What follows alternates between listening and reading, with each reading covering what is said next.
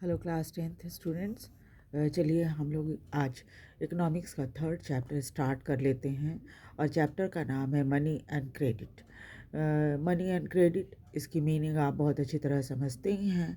Money यानी पैसा और क्रेडिट यानी उधार। तो चलिए हम इसके बारे में आगे थोड़ी जानकारी लेते हैं।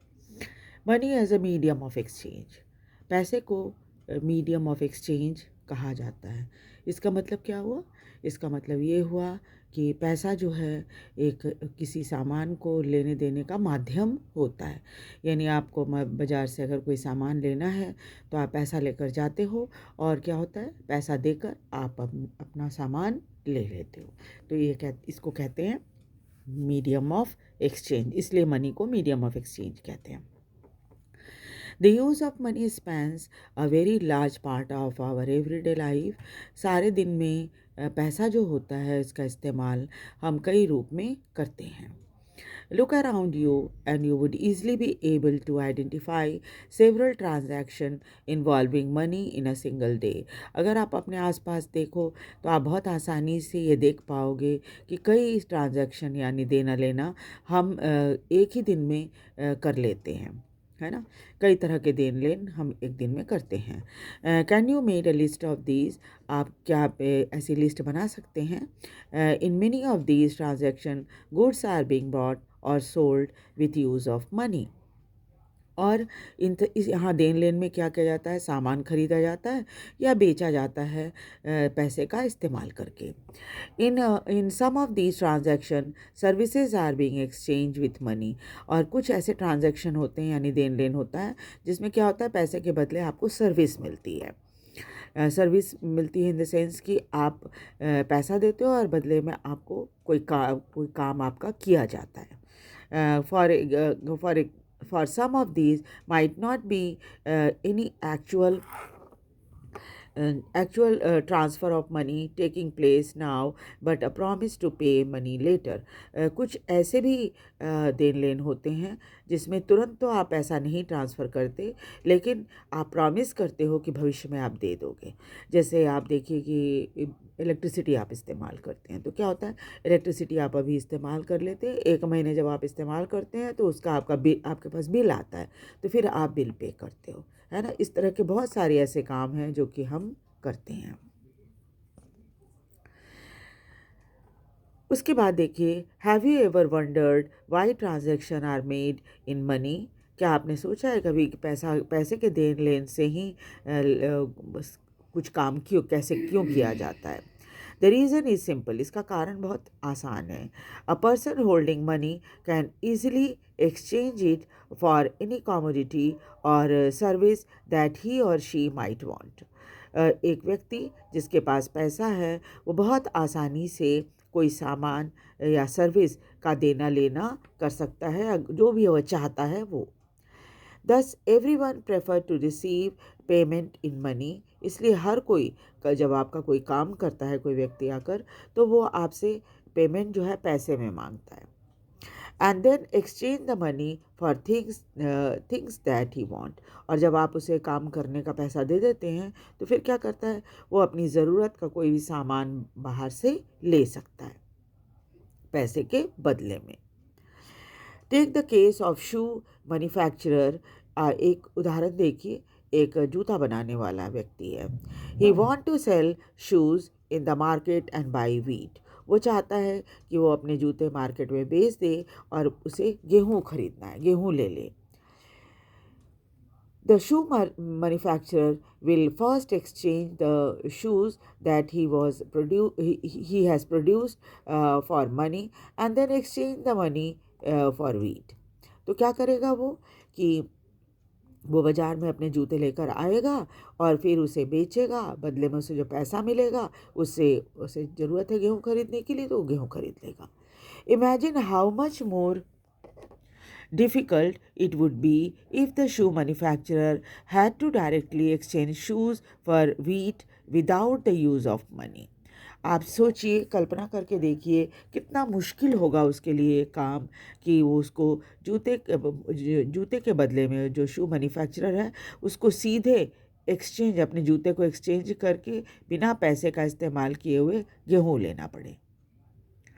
He would have to look for wheat growing farmer who not only want to sell wheat but also want to buy the shoe in exchange. तो क्या होगा, उसे एक ऐसे किसान को ढूंढना पड़ेगा जो कि जूते खरीद लेने के लिए तैयार है और बदले में गेहूं देने के लिए तैयार है. ऐसा किसान उसको ढूंढना पड़ेगा. That is, both parties have to agree to sell and buy each other commodities. क्या है, दोनों पार्टी को अपनी सामान देने लेने के लिए एग्री करना पड़ेगा, तभी आप देना लेना कर पाओगे. This is known as double coincidence of want. इसको डबल कोइंसिडेंस ऑफ वांट कहा जाता है. What a person desire to sell is exactly what the other wishes to buy. क्या होता है, एक व्यक्ति जो बेचना चाहता है ठीक वही चीज़ दूसरा व्यक्ति खरीदना चाहता है. In a barter system where goods are directly exchanged without the use of money, double coincidence of want is an essential feature. अब बार्टर सिस्टम में भी सेम ही चीज़ होता है.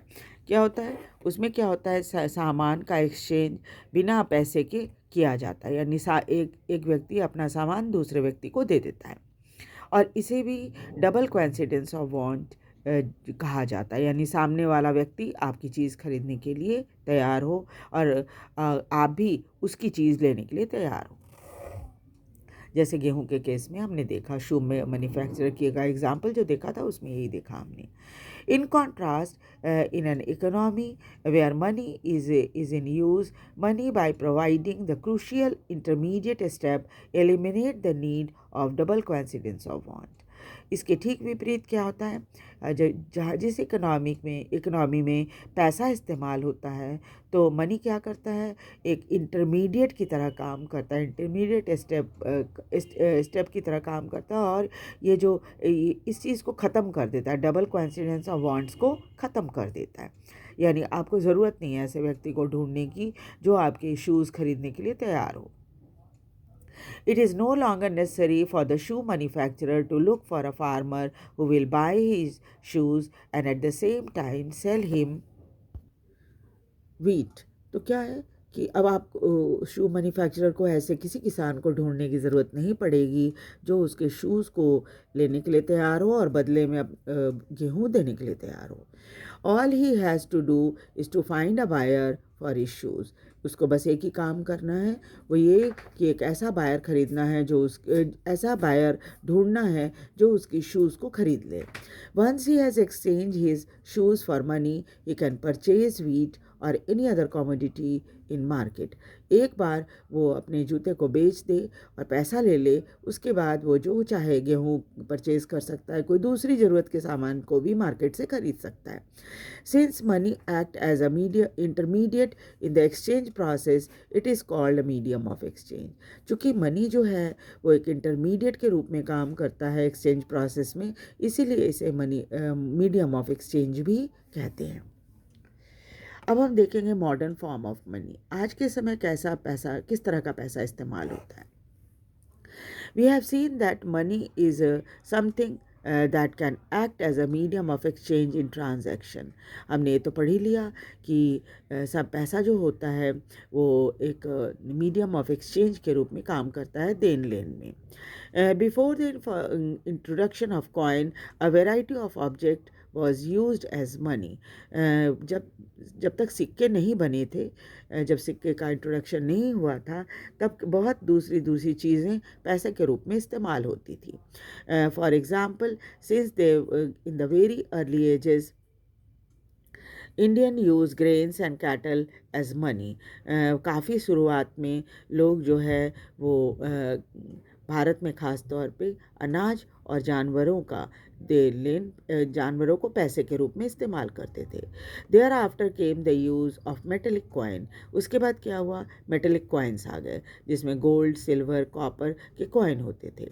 अ phase which continued well into the last century. और पिछली century तक ये तरीका जो था देन लेन का वो चल रहा था. अब हम देखें currency. Modern form of money include currency, paper notes and coin. आज का जो आधुनिक रूप है पैसे का, वो क्या है? वो है पेपर नोट्स के रूप में और कॉइन के रूप में। Unlike the things that we use as a money earlier, modern currency is not made of precious metal such as gold, silver और कॉपर। उस ज़माने में मनी जब इस्तेमाल होता था तो उनका वो जो था वो अलग था। उसके ठीक विपरीत अब क्या है? मॉडर्न करेंसी जो है वो किसी भी कीमती मेटल से, जैसे गोल्ड, सिल्वर, कॉपर से नहीं बनती। Unlike the grain and cattle, they are neither of everyday use. और ग्रेन और कैटल की तरह वो रोज़मर्रा के ज़िंदगी में इस्तेमाल होने लायक चीज़ नहीं होते। Modern currency is without any use of its own. आज की करेंसी जो है वो उसका कोई अपना यूज़ नहीं है। ठीक है।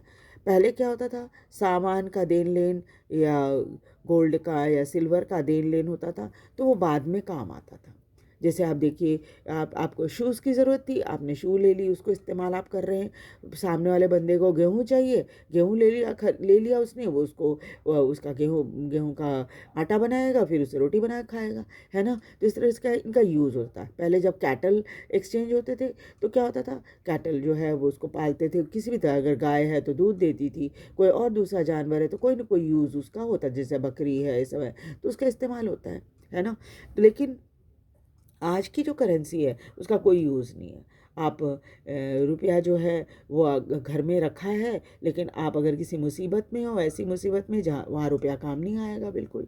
पूरा पहले जब गोल्ड इस्तेमाल होता था, सपोज़ आपके घर में बहुत तंगी हो गई, आप गोल्ड को बेच दो, बेच के पैसा ले आओ, है ना?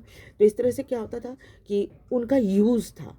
आज जो पेपर करेंसी है उसका कोई यूज़ नहीं है और उसकी अपनी कोई यूज़ नहीं है।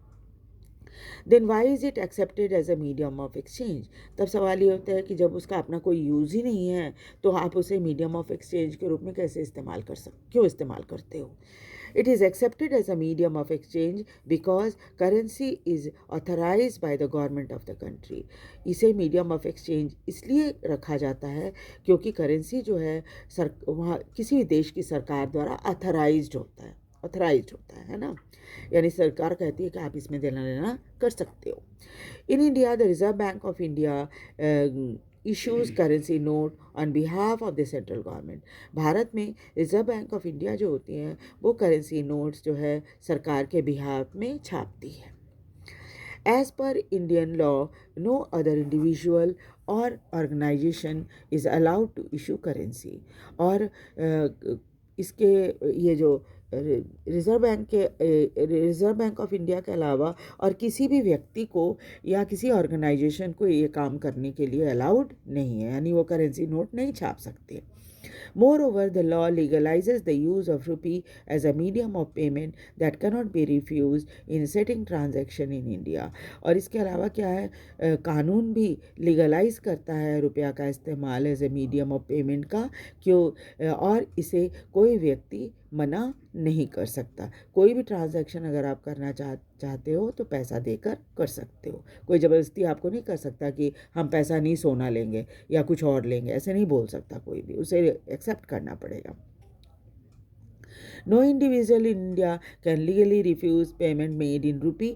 और कोई व्यक्ति कानूनी तौर पे पैसा लेने से, कोई सामान आपने उसका ख़रीदा और पैसा लेने से वो मना नहीं कर सकता कि वो, जैसा मैंने अभी बोला कि वो कहेगा कि हमें सोना चाहिए या कोई और चीज़ चाहिए, तो आप वैसे नहीं किया, वो व्यक्ति ऐसा नहीं कर सकता कानूनी तौर पे।